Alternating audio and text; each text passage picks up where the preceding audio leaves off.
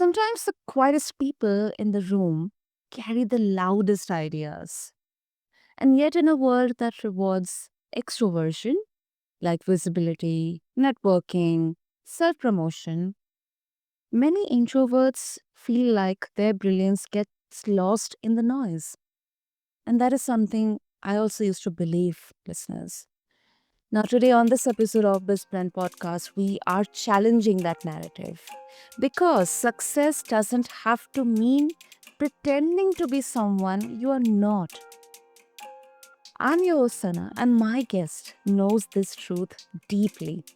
With nearly 30 years in corporate communications and executive coaching, she has witnessed how introverted professionals often get overlooked not for the lack of talent, but because the system isn't built to see them. She believes visibility doesn't mean volume, it means alignment. It means being recognized and promoted while staying true to who you are. So, if you have ever felt unseen at work or in meeting or pressured to just act louder to get ahead, this conversation is for you. So, listeners, meet my incredible guest, Ulrike Seminati. Ulrike, welcome to the show, and I'm really, really honored to have you here with us. Yeah, thank you. It's a great pleasure to be with you. Absolutely. Okay, let's first begin understanding here the kind of a visibility paradox. Like many introverts describe it as something that they want to be recognized, but they kind of dread the spotlight. I have been that place, where I would be like sweating or like breathing faster or feeling that, anxious anxiety or, kind of be having jitters.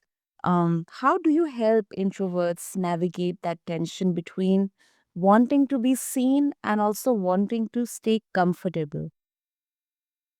Well, in some ways, it's a relatively vast subject, but I think the very first thing that introverts need to understand is that they are not a failure or there's nothing wrong with them. I think in the corporate world, it's so much made for extroverts. It's so much valuing extrovert behavior that introverts, and I'm an introvert myself too, we end up thinking we are somehow not good enough or we are somehow not leadership material. Yeah, because we are maybe not charismatic enough, or at least that's what we think. So I think a really very first step is to accept that being an introvert carries a lot of strength. You said it in the beginning, there's a lot of brilliance in introverts. Introverted people are often highly analytical. They are great observers. They think and analyze before they speak, and that's a strength. However, it sometimes turns out obviously as a weakness because that means that they need more time to process. They will not say something for the sake of saying something. They will wait until they think I have something really valuable to contribute. And that brings us then to the next problem, actually, that sometimes it's too late for doing that, or you're like you say, sweating before doing it. But let's pick this up maybe in a second answer. But before going even into how do I speak up and how can I feel more comfortable with it, the very first thing is a mindset shift in your head, a reframing of what being introvert actually means and turning it into a strength, recognizing that there are a lot of positive points. For example, another one would be introverts are fantastic listeners. They can build lasting relationships and deep and profound relationships. They can build trust, much more long lasting trust actually than some extrovert leaders who are more superficial, and all of these are actually strengths in the corporate world. And I think strengths that people are longing for, but that we have been missing more and more, with the fast paced world. There is sometimes this discrepancy between needs to be fast, needs to be loud, needs to be quick, and quick fixes and all of that. But at the same time, people really long for something that is more sustainable, something where they can feel psychologically safe. That's also something that introverts can provide very well, and where they feel like I'm valuable enough to contribute, no matter my communication style or my personality style. I totally agree with what you said, and I think it also gives me. I'm very sure our introvert friends out there who are listening to this conversation, it will give them that assurance that something that they would consider it as a weakness is definitely can be flipped as their biggest strength. And I also agree with you. Introverts, you know, are very good observers, listeners as well. And I think that helps in assessing the situation or understanding the demand of the situation in a very clearer, much better way. And that helps us also give better perspectives or solutions to the problems per se. Yeah, absolutely. And there is a misconception around what success looks like or what is a good leader, for example. And this is that we often um, confound volume with visibility. We think that the more we are seen, the more visible we get, or the more important we are, or the more recognized. And I think this is a great misconception because an introvert can make a much more profound point, can change the way a project, for example, is running in a much more profound way than someone who just brings up 10 little ideas all the time. And understanding that this more profound way of looking at things can bring more profound contributions. I think this is an important step to understand. I don't need to speak up 10 times in a meeting like my colleague. I might speak up once, and this one time I could have prepared even a little bit before by going into the subject before the meeting so that I am prepared already mentally. And this one contribution is worth probably 20 other contributions, which are rather superficial. And giving ourselves the chance to, how to say, to acknowledge, that this one contribution is worth as much as the others. This is also a great step because it removes pressure from us from being on all the time, from contributing all the time, from all the time jumping into the conversation, because that's not our style. And if we try to do this, then it's exactly what you said before. We start sweating. It is like, I hate it. But we think we have to do it. Instead of trying to think that, switch to something where you say quality over quantity. I can provide quality. And if I make a remark, if I say something, there's substance in it in quality. And I say much less, but what I say has great value. I agree. I agree. And um, in many companies, performance is what gets rewarded. Like people who speak up in meetings, or like I've seen people who are aggressively networking, like winning in their lives. It looks like that on the surface level, but I would like to understand from you, Ulrike, that how realistic is it for introverts to succeed without playing that game? I think it's realistic when you start being really strategic. Mm. When you use their strength of being strategic, because usually introverts are rather planning things out and can be very strategic, that you do networking, but once more, you do less, but in a much more strategic and targeted way. That means instead of trying to be visible with all the people at the hierarchy level above you, for example, yeah, which many extroverts do, they speak to everyone, they try to be very present all the time. That if you then, instead of doing that, you think, okay, who is the one main decision maker? Who is probably a second decision maker that influences my decision maker when it comes to a promotion or getting an interesting project, for example? Who are these maybe two people, maximum three?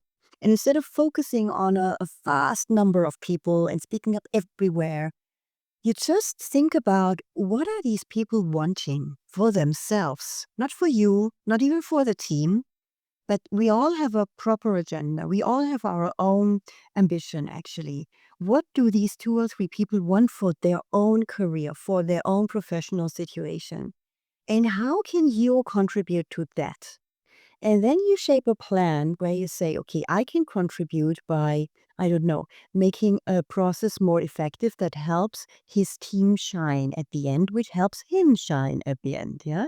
So be very strategic around what kind of contribution could be one. And then actually only addressing these people very strategically by planning what you say, by having some very short, like call it stories, no long things that you have to broadcast all over the place, but very specific things you might say at, I don't know, an offsite leadership event or an offsite meeting or something like that in the coffee break, where you just plan one action, one key action. And I can tell you that one key action, to come to your question, is it realistic? One key action can really change the path of your career. If this one moment makes that person thinks, oh, I have someone in front of you, he's reflected or she's reflected, they seem to know what they're doing, they have a plan. That was a really compelling remark. I get it. I think it's more interesting. It's interesting to speak more with this person. And this one thing can shift your whole career. For me, it did it once in my life. It was a huge shift, just one single situation, not broadcasting like all my colleagues did, even though I felt like, oh God, I'll never be getting there. And yet I made it up to the C-suite by being an introvert and by having huge struggles to self-promote myself. I hated that. I still hate it today, by the way. Which is difficult when you're a solo entrepreneur, yeah, because I have to step over that all the time. But but yes, I think it's realistic when you have a concrete plan. Mm. I think it is practical, but I think it's also a tricky balance. And that really makes me wonder, Ulrike, that does the system itself need to evolve, or do individuals need to learn to navigate it smarter? I think it's a little bit both. I think individuals who navigate it smarter, or let's call individuals introverts, introverts who navigate it smarter, can probably make evolve the system. Because not to just forget, I mean, introverts are introverts are like 50% of the population. So that means you have a lot of people out there who feel the same, but who don't say it because they're introverts. And they use a big part of their energy to hide that. So there are a lot of people who will feel the same. So I think, and that's what I'm up to too, that introverts just stand up for their strengths much more, because if they do that, or if they give it more, these strengths would become actually more clear as strengths and be more clearly seen as strengths. And that would in turn lead to changing the system slowly, for sure, slowly, but also in a pace that is maybe realistic. I think it will take a long time. But what I see coming up when I speak to people about this, introverts, extroverts as well, by the way, because they just are not aware of that dimension at all. That's not their world. Um, People often say we are so much longing for that, for having something that is a bit deeper, that is more meaningful. Everything that happens outside in the world is getting less and less meaningful. What you see on social media is less and less meaningful. But it means that at the end, people long for something that makes more sense. And shifting that this is a value and not something that is boring or slow or something like that. I think it can happen when people and introverts smartly navigate the corporate world. Exactly, exactly. And um, I think you know it is intentional. It is intentional because um, it kind of acts as a filter, and putting away all that noise and really making our approach, especially when it comes to you know professional success, or for leaders or CEOs, for managers who may think that their introvertedness could hamper their growth trajectory. I think that intentional way of connecting, and also that strategic use of how they communicate, what they say, when they say, that actually makes a huge, huge difference. Yeah, absolutely. And you know what is interesting? There was a study done, and you can find information about this in a great book of Susan Cain, who did a lot of studies around introvertism in the corporate world. And one thing that came out, which might surprise some people, is that introverted leaders have more productive teams even when their team is composed of extroverted people. Because introverted leaders, it's interesting, yeah, because you think, yeah, you need an extrovert leader who's pushing with a lot of, this kind of energy and moving forward. No, actually, introverted leaders have better scores in terms of productivity of their team, especially when they lead extroverts, because they are able to give the space. As an introvert, you don't want to claim a lot of spotlight and space. It's something you're not really comfortable with. So they like to give the spotlight to their people. And this is why they thrive, why they give their best, why they feel like, wow, my work is meaningful, I can contribute, because the introverted leader gives space to their people and they listen to the people.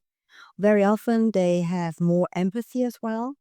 And people feel just more psychologically safe to do whatever they do, to come up with their ideas and to contribute and to go this famous extra mile. So I think this is something very remarkable that introverted leaders actually have better scores in terms of productivity than extroverted leaders. Yeah, I love that. I'm gonna go and check out the research in there. It's actually a very, very interesting one. Ulrike, thanks for sharing.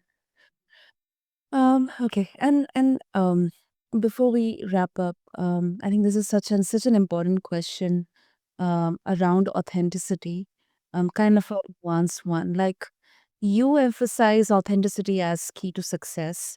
I absolutely agree with that. But when it comes to corporate settings or expectations, um, like what happens when it clashes with those expectations? Like, what if my authentic self, it simply doesn't fit the company's mold? Hmm. Well, yeah, authenticity is always a big topic in the sense that what is that actually? Um, first of all, I just want to position it a bit more clearly in my eyes. For me, authenticity doesn't mean you have to be exactly the same person in all situations of your life. For me, authenticity means you have an authentic self in your private life and certainly a subversion with your partner. Or with your family, it's a bit different once more. And you have another version of your authentic self at work. And the question is really, what is my authentic self at work? Do I have to come in and embrace everything that I consider as a weakness? Maybe not. Maybe you can be more selective with what you want to show at work. And that doesn't mean you're not authentic. But as soon as you start faking something that you're not, then it becomes inauthentic. Now, what happens when still you have done, let's say, this is my authentic self at work. These are my values. These are my no-go areas.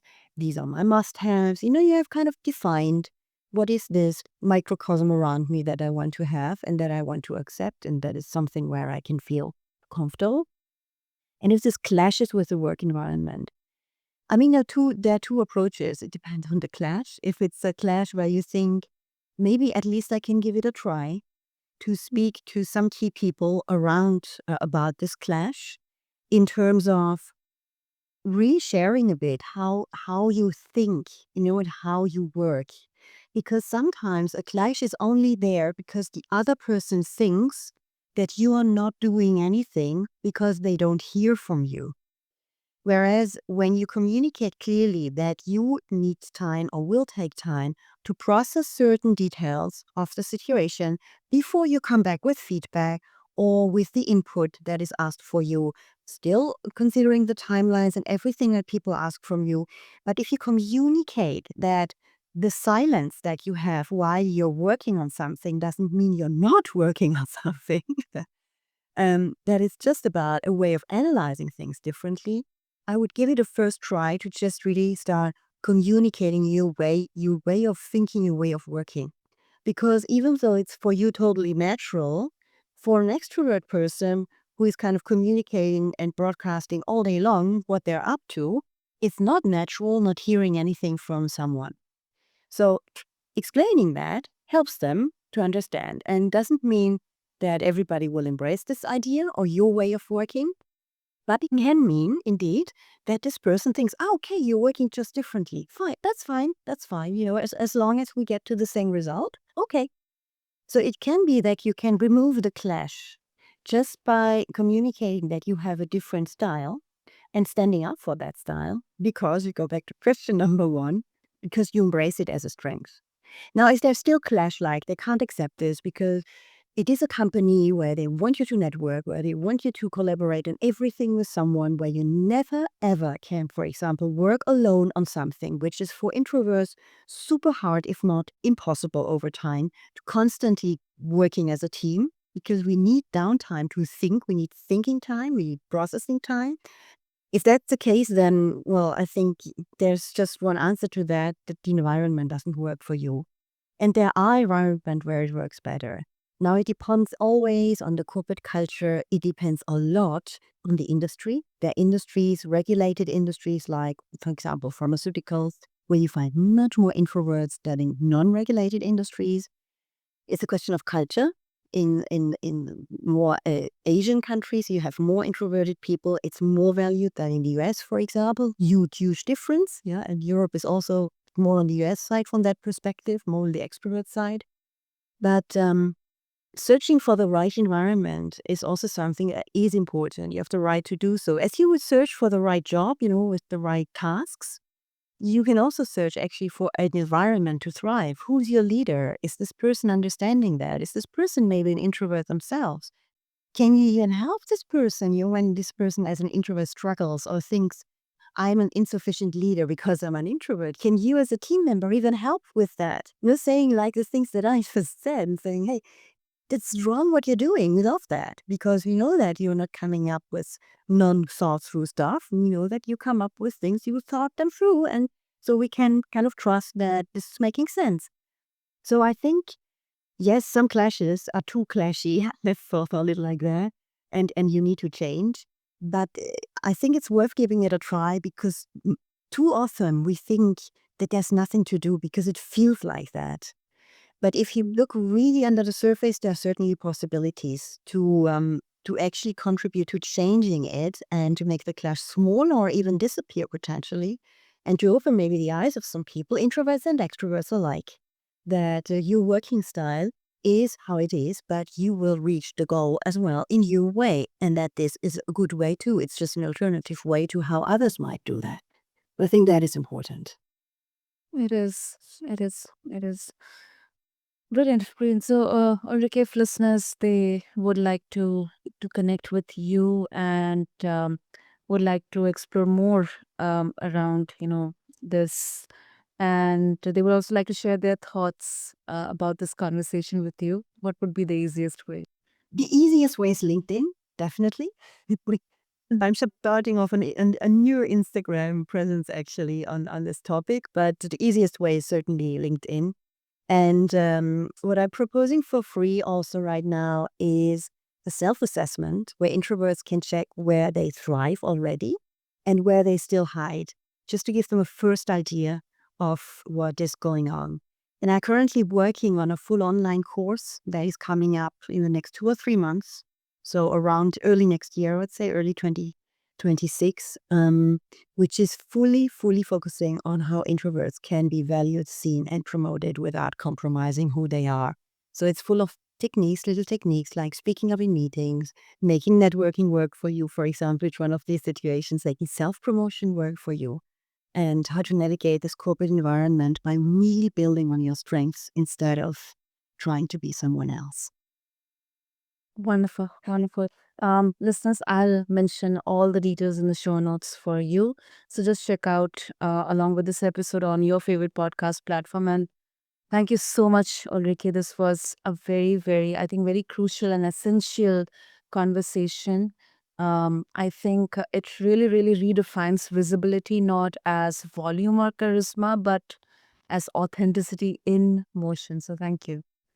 Thank you, Sarah, for having me. It was a pleasure. Thank you. And to all the listeners, thank you so much for tuning in. And I think it's obvious that we don't need to outshine anyone to stand out, but we just need to stand fully in who we are.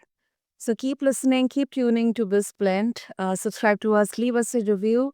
Until next time, this is your host Sana signing off. Thank you.